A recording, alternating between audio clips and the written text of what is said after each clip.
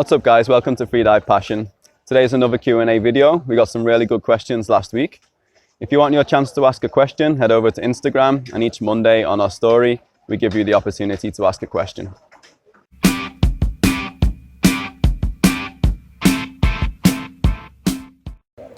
What do you recommend in the 2 weeks before a national pool competition, specifically dynamic no fins? If you've been periodizing properly, which I assume you have been if you're really training, then the 2 weeks before a competition, that's the time where I would start doing like a higher intensity lactic training. So lactic training where you actually go through the burning in the muscles and start to build your confidence with that and understand that you can still continue even though you have a higher level of acidity within the muscles. You should have been peaking, so started to do longer dives, longer hypoxic dives, but not maximum attempts. Like I would still be staying away from absolute maximums, but definitely starting to perform longer dives and building my confidence and awareness and understanding of exactly what it means to do these things. I would start dropping back on my strength training, maybe just doing 1 session per week. Focus on flexibility, keep going with some basic CO2, kind of like low intensity, so you're not going to burn yourself out. And then in the final week until the competition, then you should start to taper off. Do more technique stuff, start to get yourself like mentally prepared and psyched up for the competition. The last 3 days before the comp, totally rest the body, so no lactic, no strength, no hard swimming sessions, just lots of flexibility stuff, maybe a little bit of CO2 stuff, but nice and mild, definitely things that that's not gonna like stress you out. So then you walk into the competition feeling like totally fresh and totally ready for the dive.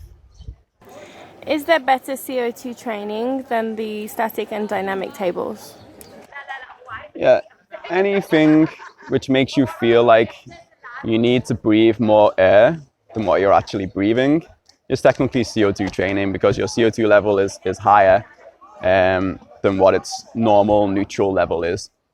So we could say if you do pranayama and you underbreathe, so you build up a slight edge to breathe, then that is CO2 training.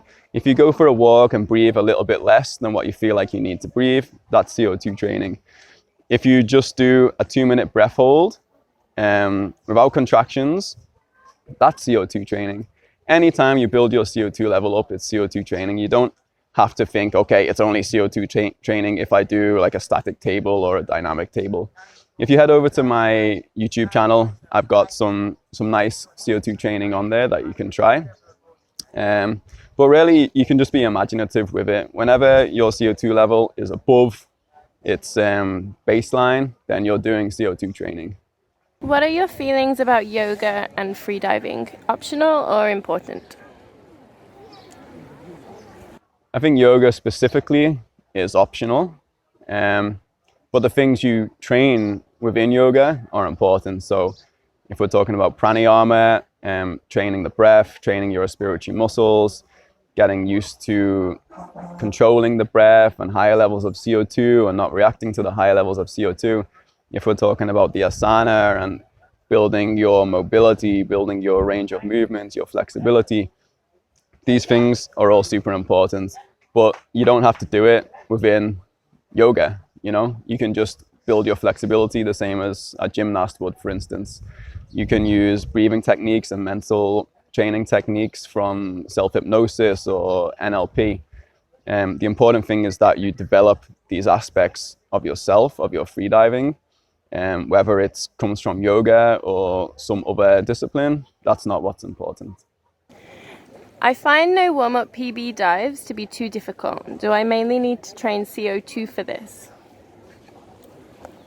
I'm not sure what you mean by dives. Do you mean like static, dynamic, or depth?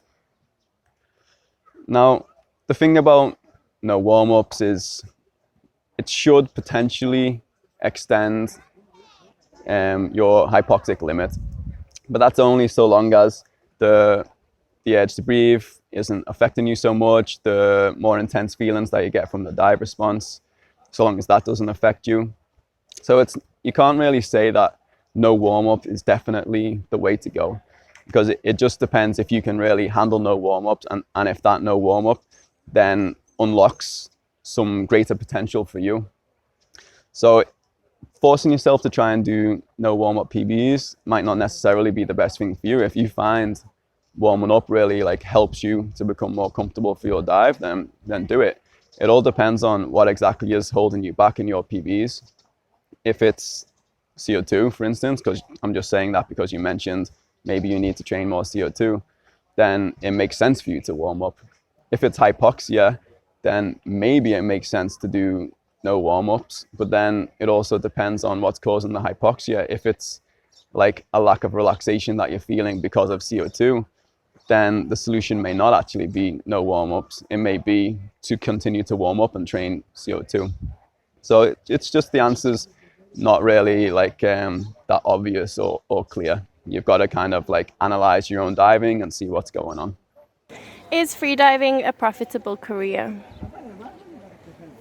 Freediving, it's been changing like so quickly, even since I got into it about 10 years ago. When I first got into it, there really wasn't that many freediving instructors, so you could kind of go anywhere in the world. If you take your equipment, you'd be the only freediving instructor in that part of the world. So that's how I kind of started out. I just headed over to Thailand, and I was the only person on like whatever island I would go to teaching freediving. And yeah, I was doing all right, and I was making like all right money when you think about the percentage of the courses that I was teaching. But since then, I don't know how many schools have opened up. At that time, I'd say there was like 8 schools in the world that I knew about, maybe even less. Now, if you go to Pangalao, there's more than 10 just on one island. So what this means is there's more centers, more big businesses, and they need to make profit, they need to make money. So if you're just an instructor working for these centers, you're just going to be getting like a little cut of whatever course that you're doing. And of course that's understandable, because these people have marketing to pay for, equipment to pay for, rent, and all this stuff. So as a beginning instructor, it's not going to be very profitable to be a freediving instructor. But we also need to think about the way freediving is moving. And what I've seen from what I offer and what I do is there's definitely space within freediving for more quality and more serious instruction. But of course, you need to treat freediving like a real sport, and treat your teaching kind of like an ongoing sort of apprenticeship, learning more and more about the sport. The more you teach, the more other athletes you're around, the more you train, the better you become, the more knowledge you have, the more you have to offer to freedivers out there, and the more your worth is going to become. So in the end, as long as you're kind of an entrepreneur, you have the potential to raise your value and make some good money. Or if you open up a center in the right place and get enough people coming through, you can make some good money. But these things come with experience, and you need to kind of put in your dues. Okay, so that's it for the video for this week. I hope you enjoyed it. If there's anything that's not clear, or if you have any further questions, then just comment below. And until next time, guys, take it easy and dive safe.